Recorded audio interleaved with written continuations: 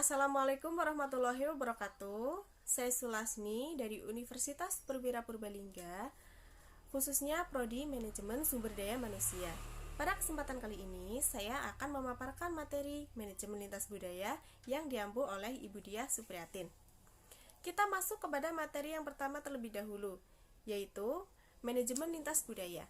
Nah, pertama-tama kita harus mengetahui terlebih dahulu apa itu budaya.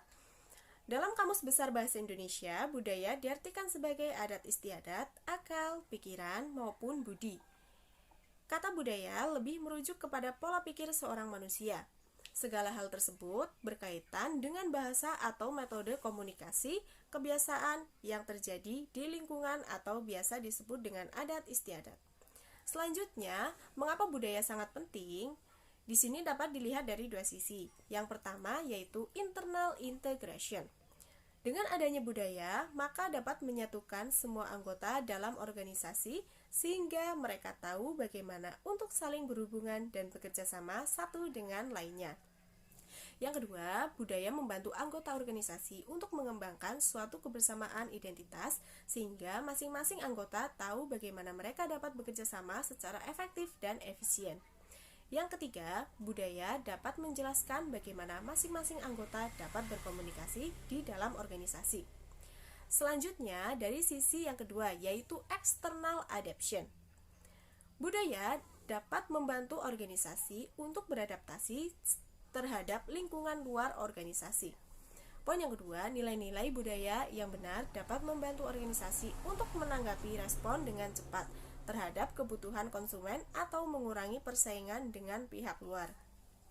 Dan yang terakhir, budaya mengikat karyawan untuk bersama dan bersatu membuat komunitas organisasi bersama daripada hanya kumpulan organisasi yang bersifat individu. Kemudian, apa itu manajemen lintas budaya? Dari pemaparan di atas dapat kita ketahui bahwa manajemen lintas budaya adalah ilmu yang berusaha untuk memahami bagaimana budaya nasional mempengaruhi praktek manajemen, mengidentifikasi persamaan dan perbedaan lintas budaya dalam praktek manajemen dan berbagai konteks organisasi, serta meningkatkan efektivitas dalam manajemen global. Selanjutnya yaitu bidang-bidang manajemen lintas budaya. Yang pertama, budaya adaptasi atau adaptation culture. Ditandai oleh keadaan yang tidak stabil dengan perhatian strategi yang fokus pada kegiatan eksternal. Yang kedua yaitu achievement culture. Ini ditandai oleh keadaan lingkungan yang relatif stabil. Orang-orang di luar organisasi memperhatikan untuk menyebarkan visi dan misi organisasi kepada halayak.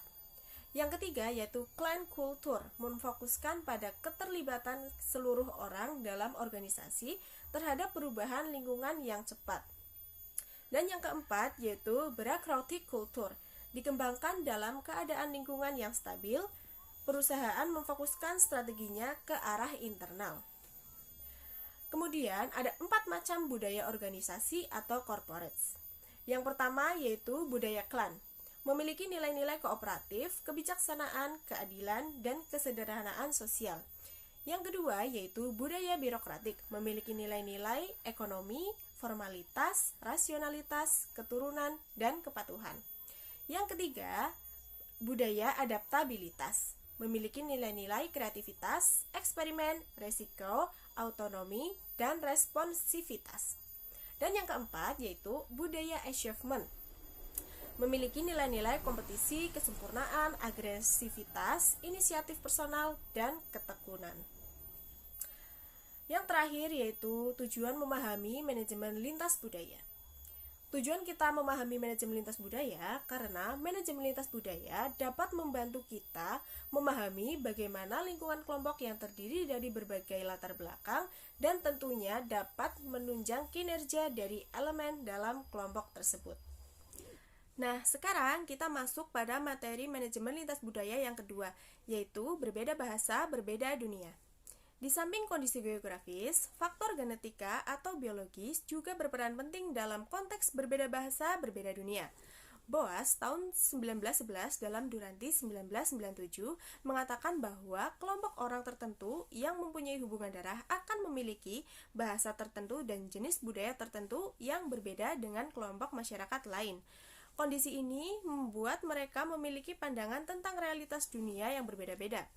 Perubahan budaya tersebut dalam realitas sosial dapat dilihat secara nyata, misalnya dalam sistem religi, sistem nilai, seni, mata pencarian, perilaku, tradisi, bahasa, dan lain sebagainya. Dengan perbedaan tersebut, lahirlah bahasa dan bangsa seperti Indonesia, Jerman, Inggris, Cina, Arab, dan lain sebagainya. Selanjutnya yaitu konsep dan gagasan yang berbeda tiap bangsa. Pertama, parochialism adalah kecenderungan untuk melihat dunia dengan pandangan dan perspektif.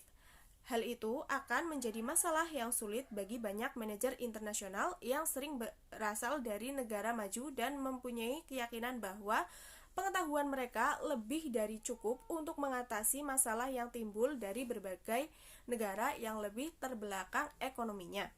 Banyak yang manajer yang mempunyai pandangan itu karena didukung dengan latar belakang pengetahuan dalam mempelajari ilmu manajemen di negara maju.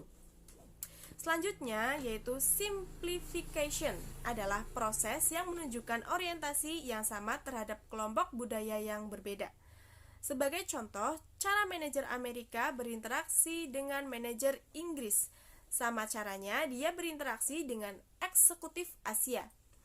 Di sini lebih diarahkan pada penyesuaian terhadap keadaan lingkungan guna menghindari pertentangan atau konflik dalam organisasi. Selanjutnya ada elemen budaya yang mempengaruhi pasar internasional. Yang pertama, materi hidup atau material life. Yang kedua, bahasa atau language. Yang ketiga, sosial. Yang keempat, estetika. Yang kelima, agama. Yang keenam, pendidikan. Dan yang ketujuh, yaitu sistem nilai.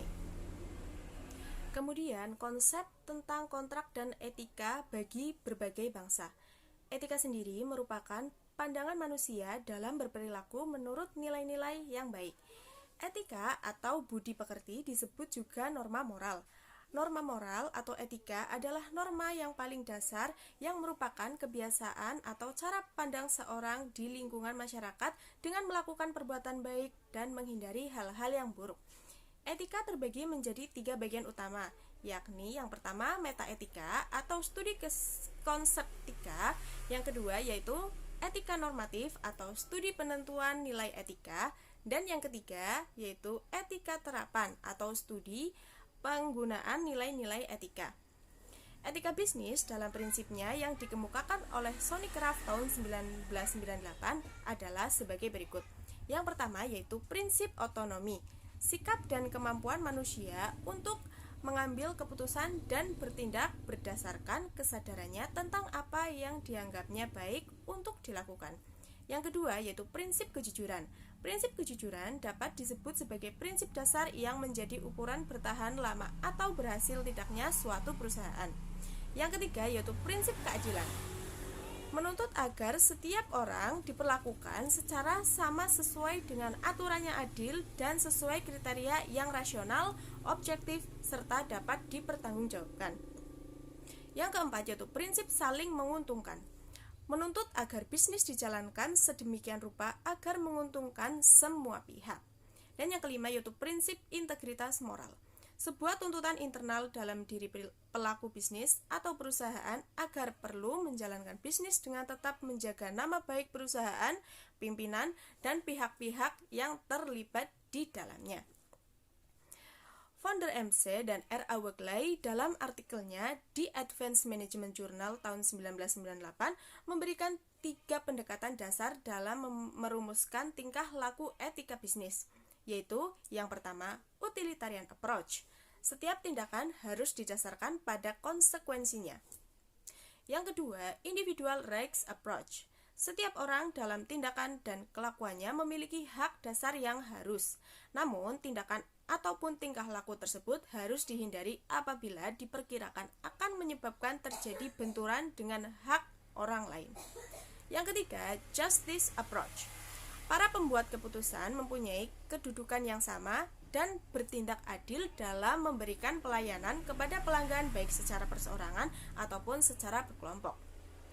Nah, kesimpulan dari pemaparan materi kali ini yaitu terdapat banyak perbedaan kebudayaan antar negara, sehingga bagi para manajer yang berskala internasional perlu melengkapi dengan pengetahuan tentang berbagai kebudayaan di berbagai negara. Hal itu dilakukan untuk mempermudah pengembangan industri atau usaha yang akan memberi hasil yang optimal dalam hal return yang akan diperoleh. Dengan banyaknya pengetahuan mengenai berbagai kebudayaan antar negara akan memperkaya seorang manajemen taraf internasional dalam membuat keputusan yang sesuai dengan kondisi lingkungan dia berada untuk mempermudah komunikasi dan interaksi antara personil di tempat manajer tersebut berada.